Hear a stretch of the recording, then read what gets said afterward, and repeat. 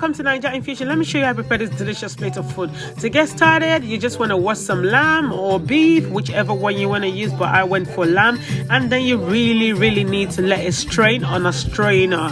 Just leave it, go about your business, then come back later. Then I clean filled with a clean fill and left it in a cool plate. Next, I went on to chop up my red onions, chili, garlic, ginger, tomatoes, as well as sweet long pepper. If you can't find the long pepper, listen, just use bell peppers. Is absolutely fine. Now you just want to chop all the ingredients, like you don't want them chunky, but you just want them fine in a way that it's not going to be so obvious that there's so many things going on in the plate, because you want everything to sort of blend together. So just give them a good chop down, and then you just want to pour everything in a bowl. Listen, I cannot express how much garlic and ginger makes your food have very good, beautiful flavors. Use them. The same thing, you just want to chop them up a bit. You know, this is a normal kitchen knife, so it's not really a chefy kind of knife, but it does the job. Don't go and buy an expensive knife just so that you can chop pepper.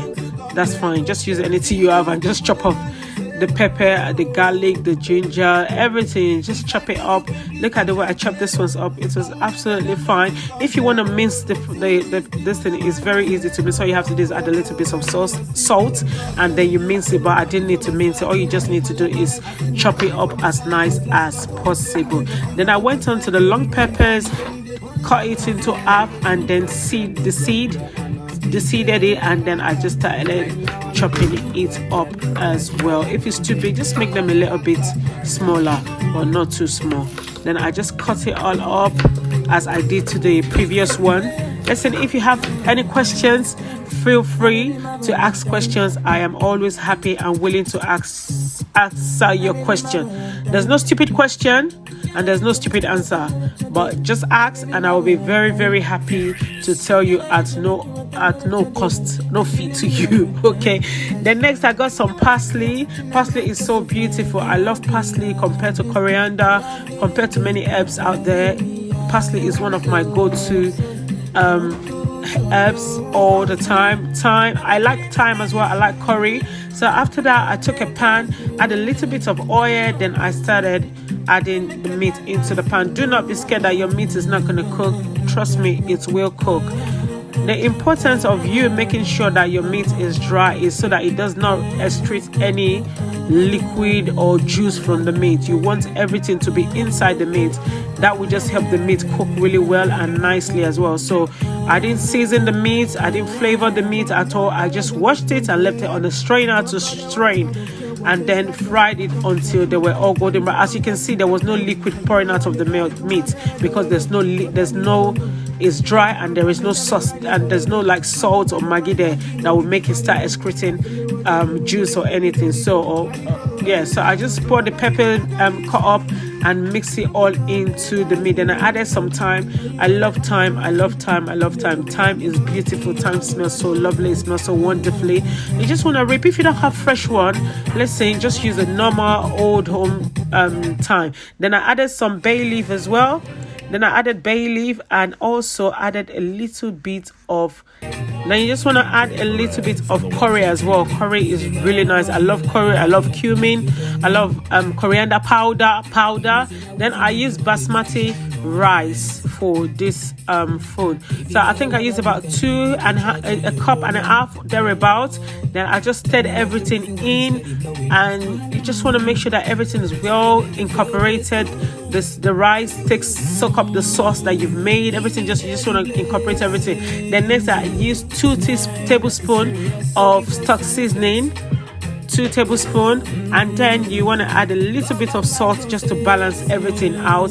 And I added hot water, then poured it into, I know it doesn't look hot, but it's actually quite hot water from the tap. Then I poured it into the rice. I used about 1 liter and 100 water to prepare this rice. You might need that as well, but you listen, always gauge your rice water. Don't be too quick to pour water into rice, because the ratio is 2 to 1, which is basically if you use 500 grams of rice, you use 1 liter of water. I did not weigh mine, so I just gauged with my eyes like a typical African woman. Next, I added a bit of saffron. Saffron is very nice, it's very beautiful. It gives your food this lovely fragrance. You do not have to go buy saffron, please. You do not have to. There's no obligation for you to go buy saffron. You can simply leave it out and just stick with the normal ingredient. This is just an unnecessary add-on, but just add it because I've got it in the front and I felt I needed to use it. So next thing I did was cover with with a fork. And the reason I did this because I'm cooking basmati and I don't want to use a lot of water. I want the rice to be still grainy and I want the meat to cook as well, for the meat to cook. So I cover with the fork, then just place the lid on top and give it a good rub and pray to the food ancestors to make the food very delicious. As you can see, comforter is there going about his comforter business. Look at that looks so beautiful. Then I added a little bit more water. The water I used, all of them, was about 1 liter and 100. So I added a little bit of water and did cover it again and just let the rice continue cooking. Then I came back again, and at this time the room was smelling bombastically. When I say bombastically, it was smelling bombastically. At this point, this is where you now taste for more salt or taste for anything. There's something about me that when I put seasoning like Maggi into food, it sort of works. So I don't really need to put extra more. But if I do, then I will put. But this did not require any extra seasoning, so I just let it steam again. Look at that rice. It was beautiful. The meat was tender. It was just nice. In short, I just could not wait to eat. Then I added more parsley for color, for vibrancy, and then gave it a good stir. You just want to make sure that the parsley goes round again, because the first parsley has sort of disappeared into the food. And next thing what I did was just, got my plate out and served and ate. That rice was delicious.